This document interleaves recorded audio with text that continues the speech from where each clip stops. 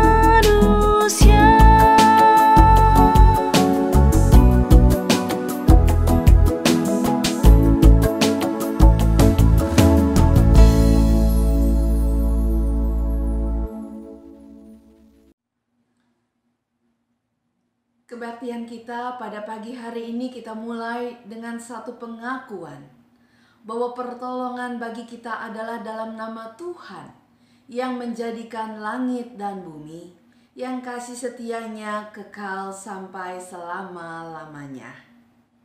Amin.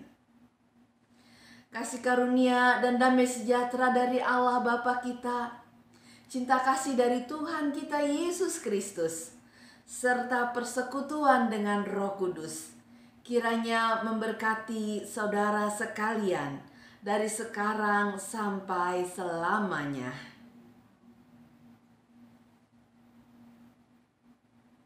Teman-teman, mari kita membaca Mazmur Pujian yang terambil dari Mazmur 23 ayatnya yang pertama hingga ayatnya yang ke-6 yang menyatakan, Tuhan gembalaku yang baik, Mazmur Daud. Tuhan adalah gembalaku, takkan kekurangan aku. Ia membandingkan aku di padang yang berumput hijau. Ia membimbing aku ke air yang tenang. Ia menyegarkan jiwaku. Ia menuntun aku di jalan yang benar oleh karena namanya. Sekalipun aku berjalan dalam lembah kekelaman, aku tidak takut bahaya, sebab Engkau besertaku. Gadamu dan tongkatmu, itulah yang menghibur aku. Engkau menyediakan hidangan bagiku di hadapan lawanku. Engkau mengurapi kepalaku dengan minyak, pialaku penuh melimpah. Kebajikan dan kemurahan belaka akan mengikuti aku seumur hidupku, dan aku akan diam dalam rumah Tuhan sepanjang masa. Dari pembacaan Mazmur pada hari ini, kita diingatkan kembali penyertaan Tuhan dalam hidup kita. Seperti gembala yang baik, yang menyertai dombanya dan memberikan yang terbaik bagi dombanya. Seperti itu pun hidup kita. Tuhan menyertai kita dan memberikan yang terbaik dalam hidup kita. Teman-teman, mari kita memuji Tuhan dari Kidung Jemaat 385, baitnya yang pertama hingga baitnya yang ketiga.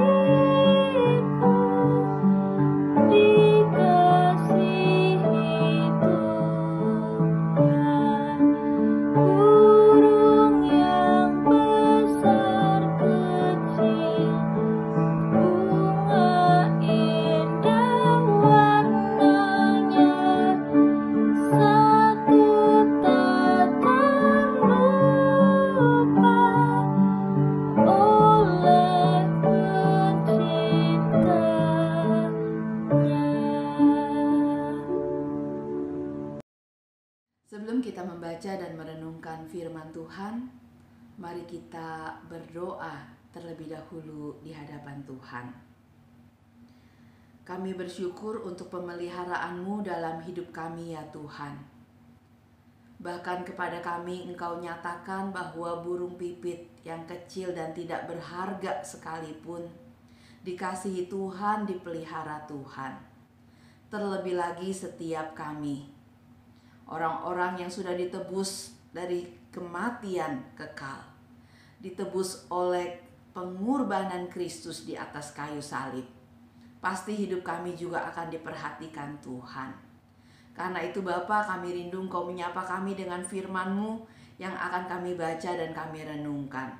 Kami memohon kiranya Roh Kudus berkenan menolong kami untuk bisa mendengar Tuhan berkata-kata, mengajar kami, menghibur kami, menguatkan kami di tengah-tengah segala situasi yang kami hadapi hari ini. Dalam nama Tuhan kami, Yesus Kristus, kami berdoa. Amin. Pembacaan Alkitab pada hari ini diambil dari kitab Rut pasal yang kedua ayat 1 sampai dengan ayat yang ke-23. Saya akan membacakan bagian firman Tuhan ini untuk kita semua. Naomi itu mempunyai seorang sanak dari pihak suaminya, seorang yang kaya raya dari kaum Elimelek, namanya Boas. Maka Rut perempuan Moab itu berkata kepada Naomi, "Biarkanlah aku pergi ke ladang memungut bulir-bulir jelai di belakang orang yang murah hati kepadaku." Dan sahut Naomi kepadanya, "Pergilah anakku." Pergilah ia, lalu sampai di ladang dan memungut jelai di belakang penyabit-penyabit. Kebetulan ia berada di tanah milik Boas yang berasal dari kaum Elimelek. Lalu datanglah Boas dari Betlehem.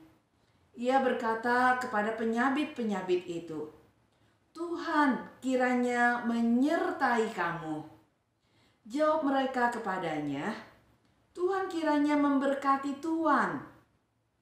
Lalu kata Boas kepada bujangnya yang mengawasi penyabit-penyabit itu, "Dari manakah perempuan ini?" Bujang yang mengawasi penyabit-penyabit itu menjawab, "Dia adalah seorang perempuan Moab. Dia datang bersama-sama dengan Naomi dari daerah Moab. Ia tadi berkata, 'Izinkanlah kiranya aku memungut dan mengumpulkan jelai dari antara berkas-berkas jelai ini di belakang penyabit-penyabit.'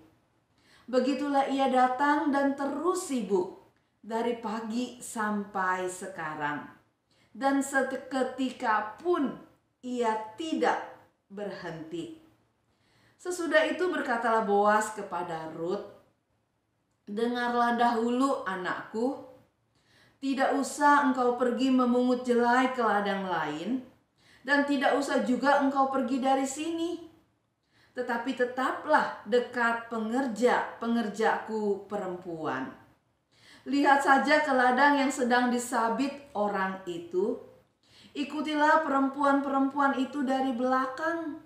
Sebab aku telah memesankan kepada pengerja-pengerja lelaki, jangan mengganggu engkau. Jika engkau haus, pergilah ke tempayan-tempayan dan minumlah air yang dicedok oleh pengerja-pengerja itu." Lalu sujudlah Rut menyembah dengan mukanya sampai ke tanah, dan berkatalah kepadanya, "Mengapakah aku mendapat belas kasihan daripadamu, sehingga Tuhan memperhatikan aku, padahal aku ini seorang asing?"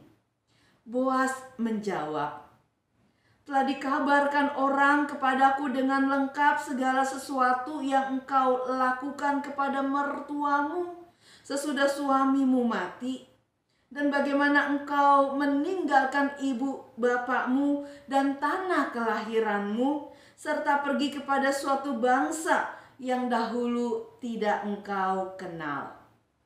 Tuhan kiranya membalas perbuatanmu itu, dan kepadamu kiranya dikaruniakan upahmu sepenuhnya oleh Tuhan Allah Israel, yang di bawah sayapnya engkau datang berlindung."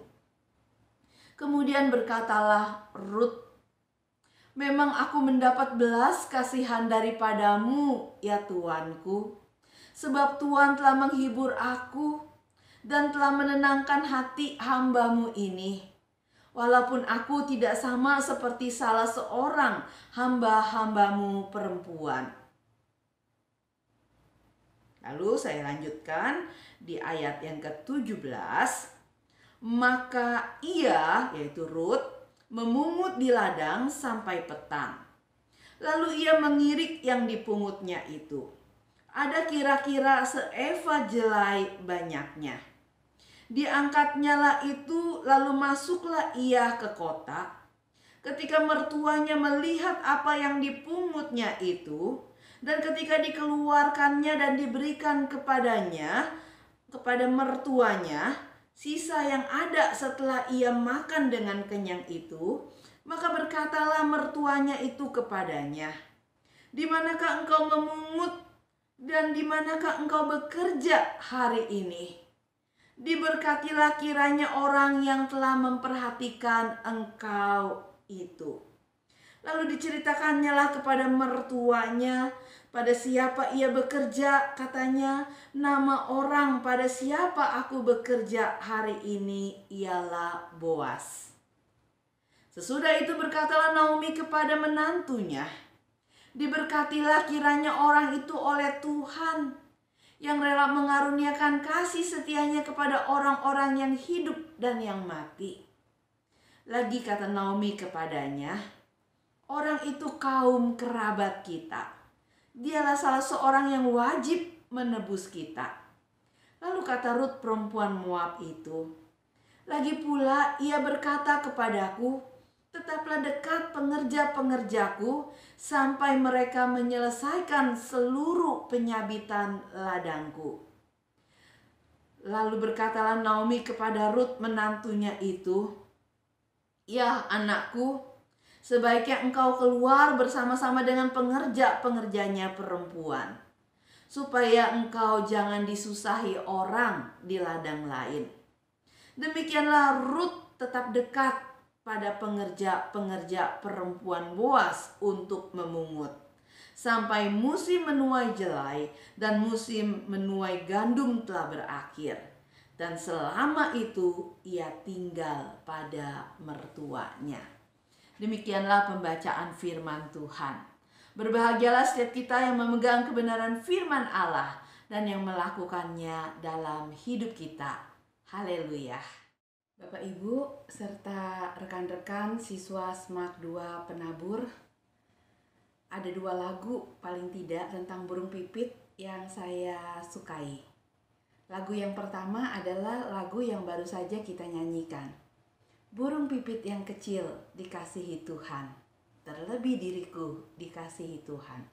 Setiap kali saya menyanyikan lagu itu, saya jadi ingat bahwa sesusah apapun, sekecil apapun saya, seberat apapun jalan yang saya hadapi, saya tahu ada pribadi yang sayang sama saya, yaitu Tuhan yang menyayangi burung pipit, yang saya tahu juga Dia menyayangi saya.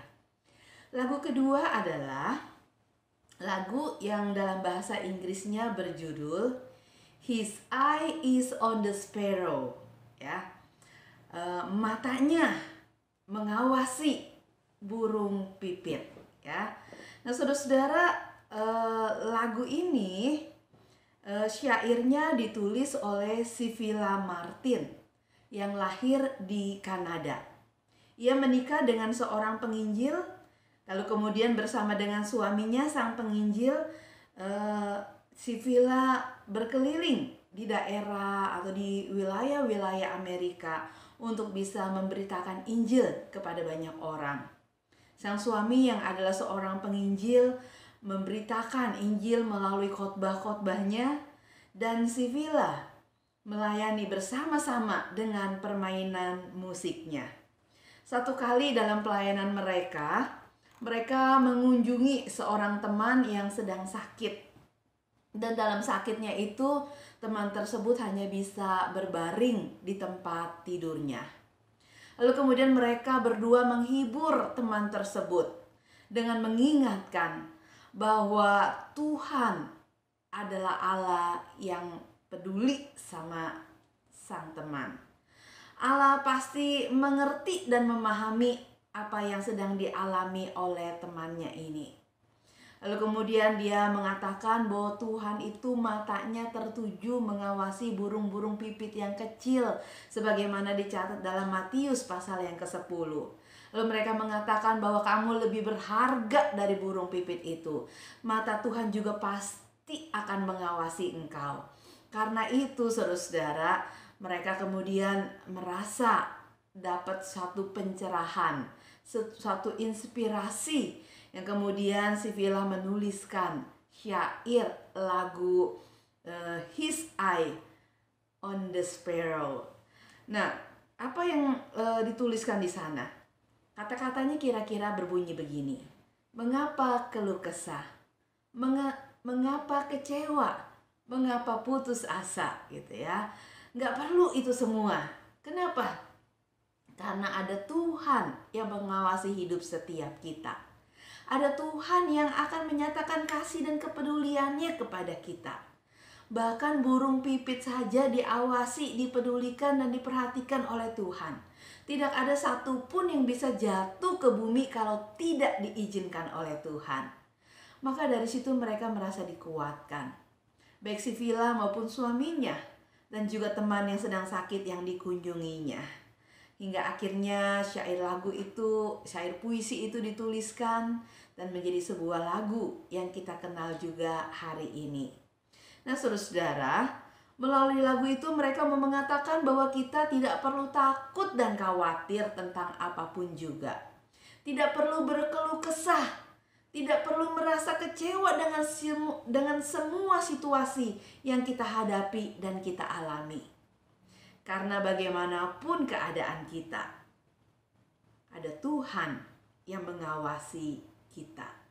Mata Tuhan tertuju kepada setiap kita. Dia tahu apa yang kita alami dan dia akan bertindak untuk memimpin dan memelihara kita. Hidup kita ada dalam pemeliharaan Tuhan. Itu yang menjadi tema kita hari ini. Hidup dalam pemeliharaan Tuhan. Nah, saudara-saudara, bagaimana Tuhan memelihara hidup kita di tengah-tengah situasi yang sedang kita alami hari ini? Kita sedang mengalami situasi akibat pandemi COVID yang beberapa tahun ini merundung hidup kita, memporak-porandakan ya kehidupan keluarga kita. Karena ada banyak di antara kita yang kehilangan anggota keluarganya. Ada keluarga kita yang orang tuanya kehilangan pekerjaan. Ada yang usahanya harus bangkrut dan gak bisa berjalan lagi. Dan gak tahu bagaimana memulai sesuatu yang baru lagi. Bagaimana kita bisa dipelihara Tuhan? Apakah Tuhan tahu apa yang kita alami? Apakah Dia peduli dengan kita?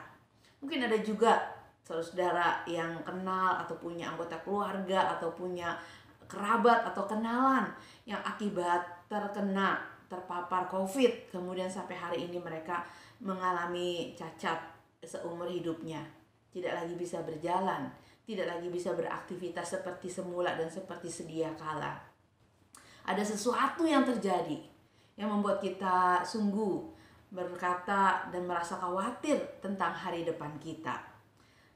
Bagaimana Tuhan memelihara hidup kita? Saudara, Naomi adalah seorang perempuan Israel. Pada satu masa ketika ada bencana kelaparan terjadi di Israel, Naomi dan juga suaminya yang bernama Elimelek, juga kedua anak laki-laki mereka, yaitu Mahlon dan Kilion, dikatakan bahwa mereka berempat pergi meninggalkan rumah mereka, meninggalkan tanah tempat mereka tinggal. Dan mereka pergi kemana? Mereka pergi ke tanah Moab. Untuk apa? Untuk memelihara kehidupan. Supaya mereka tidak mati karena kelaparan, mereka pergi merantau ke tanah Moab. Nah, tetapi apakah di sana hidup mereka menjadi lebih baik?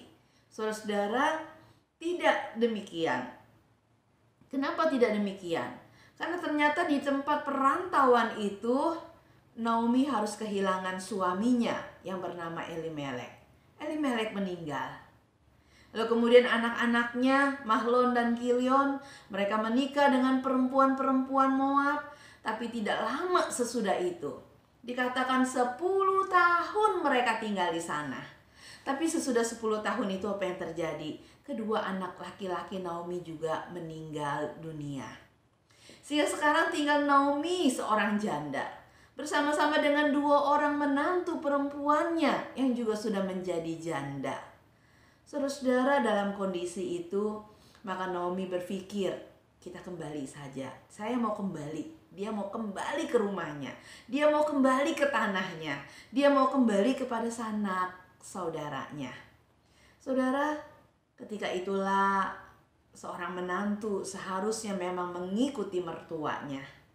Tetapi Naomi begitu baik dan dia berkata kepada para menantunya, pulanglah kembali ke orang tuamu, ke rumahmu.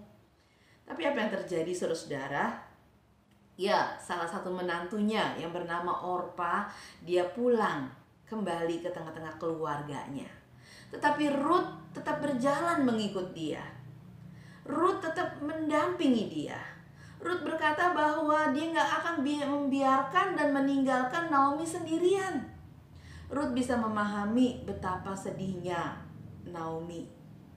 Dia tidak lagi punya suami, dia juga tidak lagi punya anak-anak. Dia benar-benar sendirian. Dan dia akan terus melanjutkan hidupnya dalam kesendirian. Maka di tengah-tengah situasi itu Ruth memutuskan untuk dia juga mau ikut sama Naomi. Tetap mendampingi Naomi. Kalau memang dia harus mati, biarlah dia mati bersama-sama dengan Naomi, ibu mertuanya yang dia kasihi. Nah saudara-saudara, maka 2 orang perempuan tanpa suami ini kembali ke tanah Israel. Di sana apa yang terjadi sama mereka? Ya, masalah mereka belum selesai.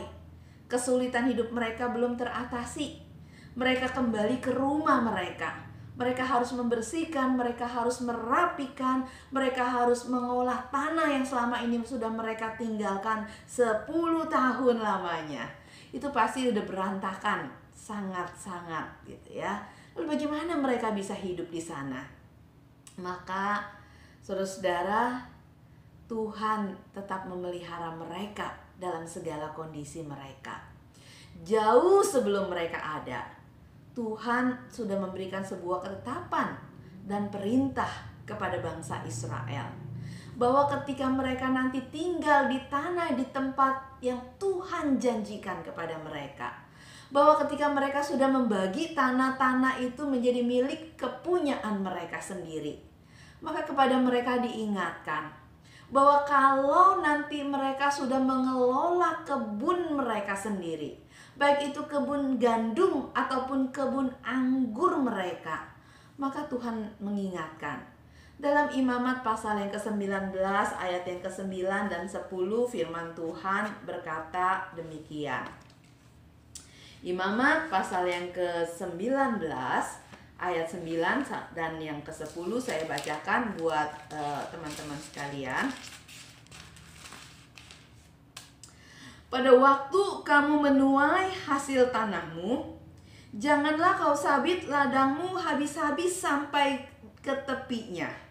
Dan janganlah kau pungut apa yang ketinggalan dari penuaianmu. Juga sisa-sisa buah anggurmu janganlah kau petik untuk kedua kalinya. Dan buah yang terjatuh di kebun anggurmu janganlah kau pungut. Tetapi semuanya itu harus kau tinggalkan bagi orang miskin dan bagi orang asing. Akulah Tuhan Allahmu. Nah saudara-saudara, jadi sejak dulu kala ketika bangsa Israel baru memulai perjalanannya untuk masuk ke tanah Kanaan, tanah yang dijanjikan Tuhan, ketika mereka baru saja diangkat jadi umat Tuhan, maka dikatakan Tuhan membuat ketetapan dan peraturan tentang bagaimana mereka harus hidup. Tuhan berkehendak untuk memelihara kehidupan mereka semua. Dan dia tahu akan ada orang-orang yang berhasil dan ada orang-orang yang gagal.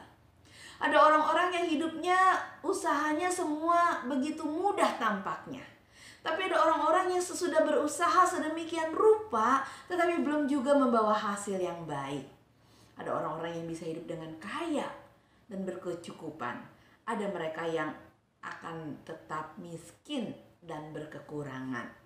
Maka dalam kondisi itu, firman Tuhan mengingatkan umatnya bahwa mereka yang berkelebihan punya tanggung jawab untuk berbagi dengan mereka yang berkekurangan.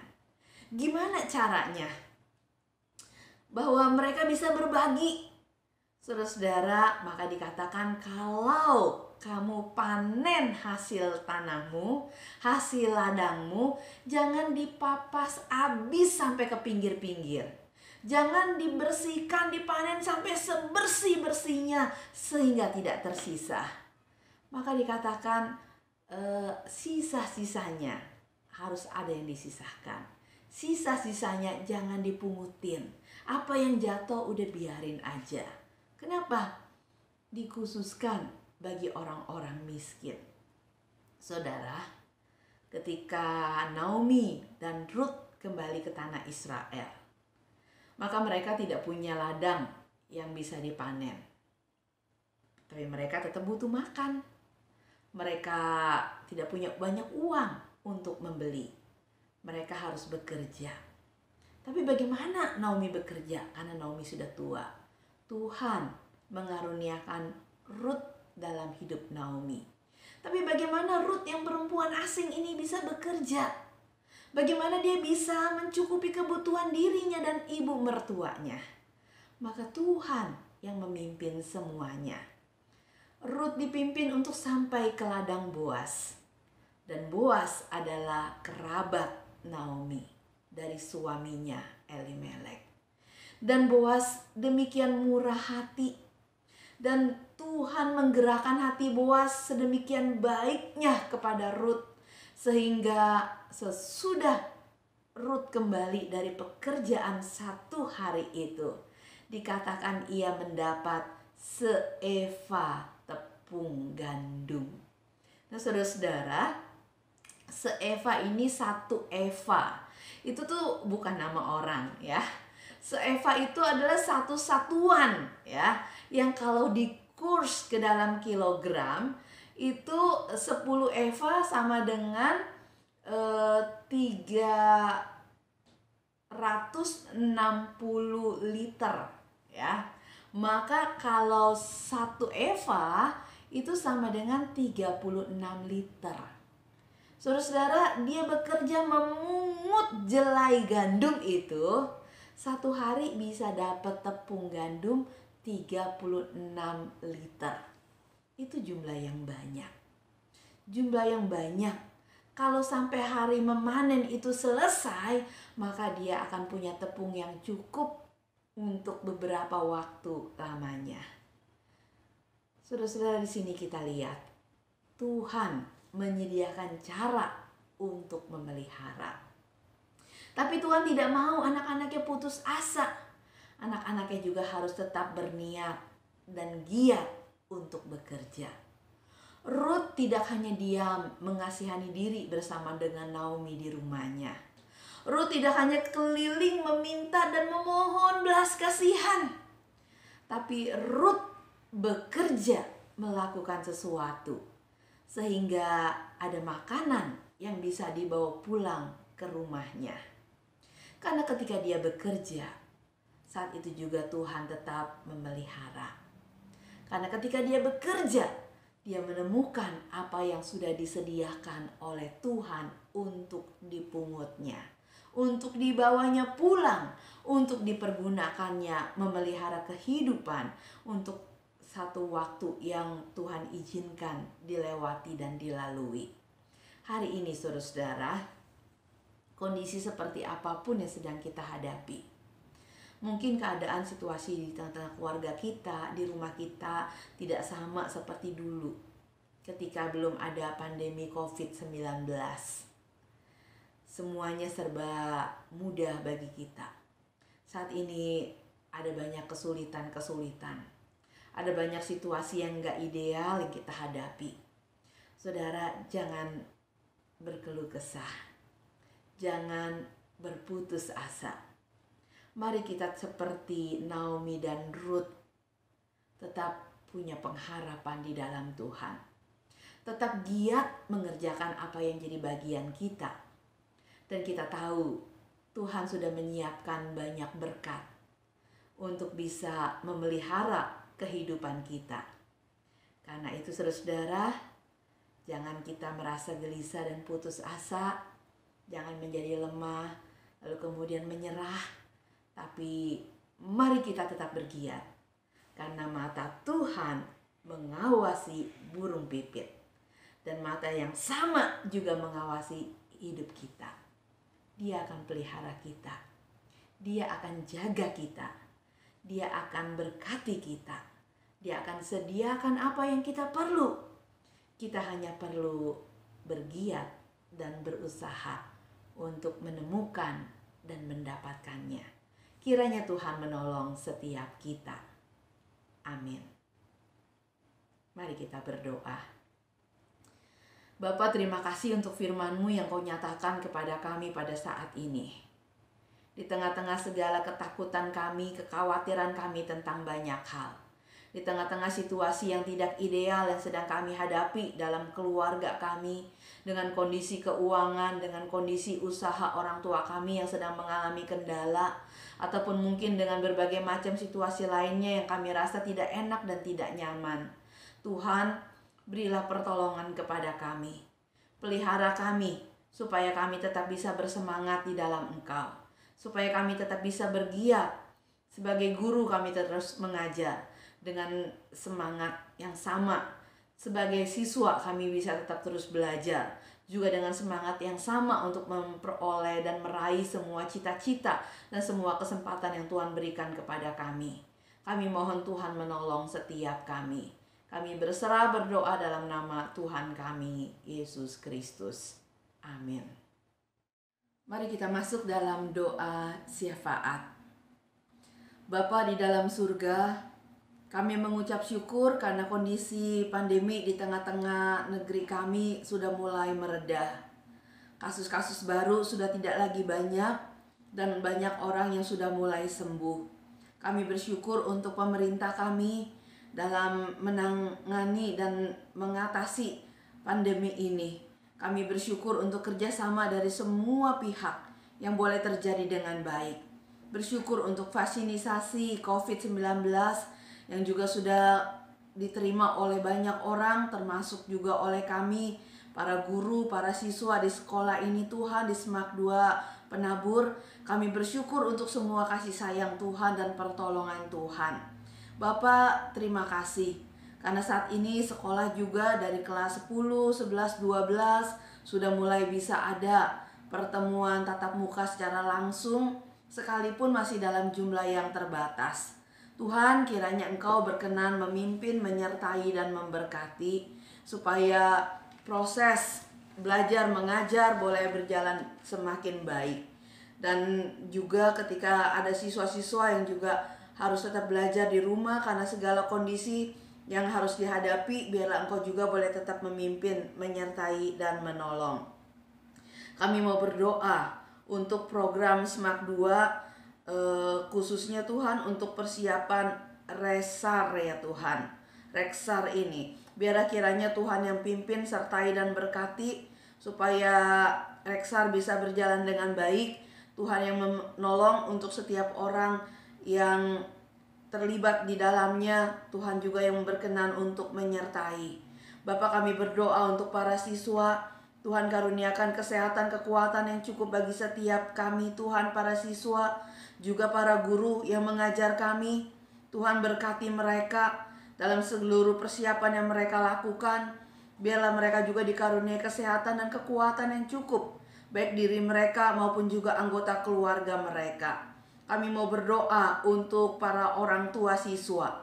Tuhan, Kau juga boleh berkenan memimpin, menyertai, dan memberkati tiap-tiap keluarga dari para siswa Tuhan.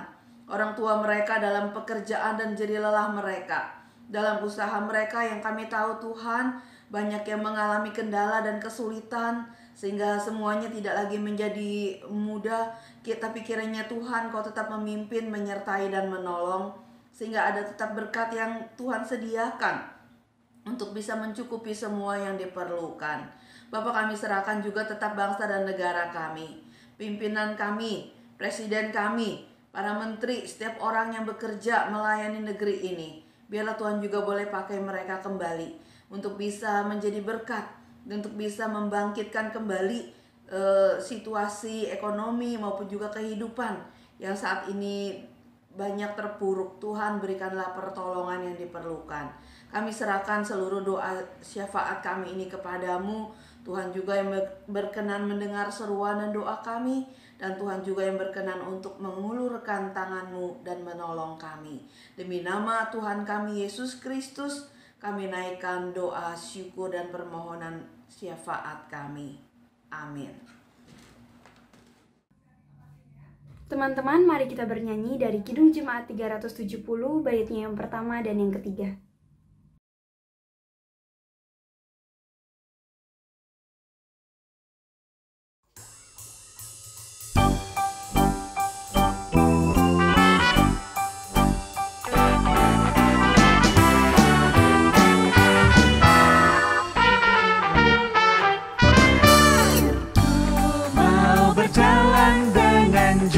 Selamatku di lembah berbunga dan berair sejuk, dan kemana juga aku mau mengikutnya, sampai aku tiba di negeri baka.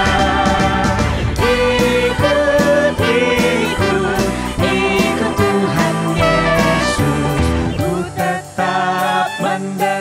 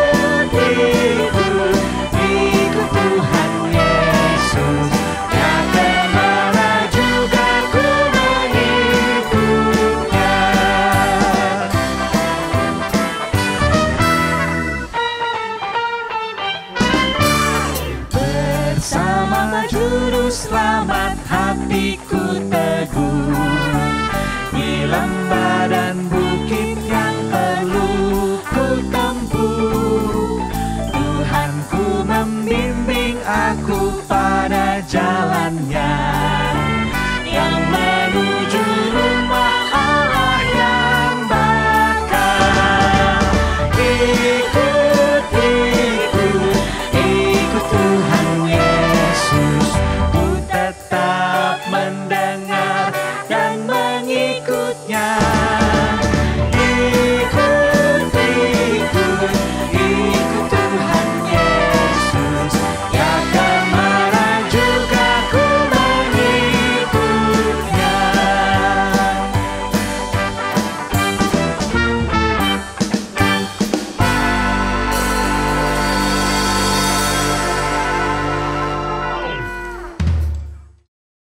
Bapak, Ibu guru, serta para siswa, arahkanlah hatimu kepada Tuhan.